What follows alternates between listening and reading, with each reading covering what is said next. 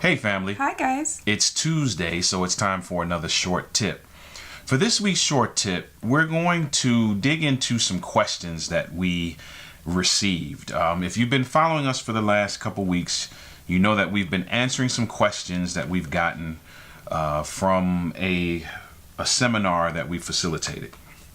And so, because we couldn't get to all the questions, we have chosen to answer them via video. And so we're going to take our short tips time today and answer a question. What's the question? The question is, how do you communicate with a partner that doesn't want to communicate? I would say, I think two things.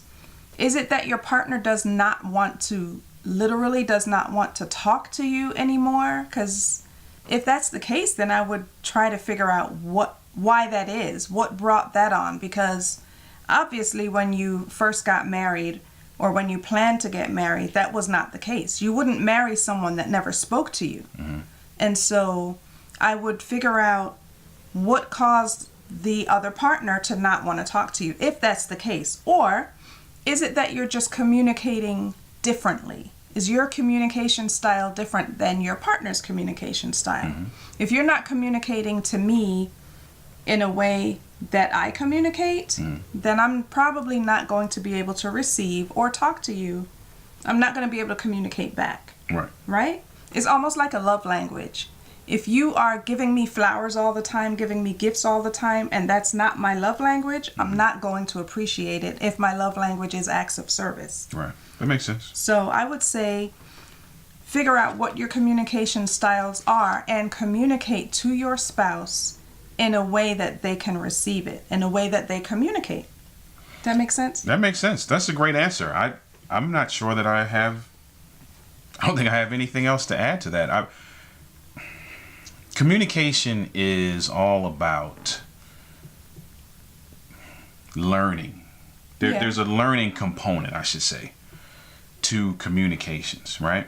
When we think about communicating, often we go directly to talking, to verbally having a conversation, that kind of thing, right? But there's different types of communication, right? Yeah. There's verbal communication, there's nonverbal communication, and like you said, you gotta get to the bottom of what the real issue is, right? If you're not, if the person is just not talking to you and not communicating at all, no body language, no nonverbals, no nothing, then there's something else going on. Yeah. And you got to dig deep to get to the bottom of that. That may take some counseling. That may take some other things for you to just reach back and see, hey, how did we get to this point? Right. Because like you said, nonverbal communication is still communicating. It's not effective. Right. But it is still communicating. So if it is that there's no verbal communication, then that's a problem and you need to have it addressed and dug into deeper, I would say. I agree with that. And then the flip side, like you said, if it's just I'm communicating in a way that doesn't meet your needs, right, or I'm a certain type of communicator. Those of you who've been to any of our seminars know that we talk about several types of communicators.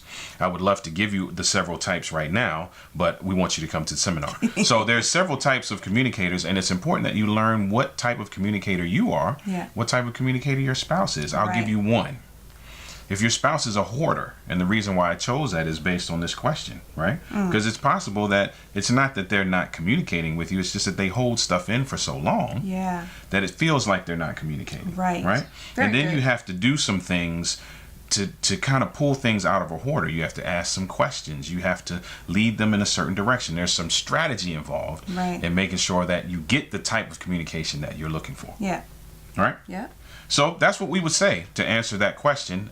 Without knowing all the details, that's kind of where our minds went when we read the question. So just do your best to be patient.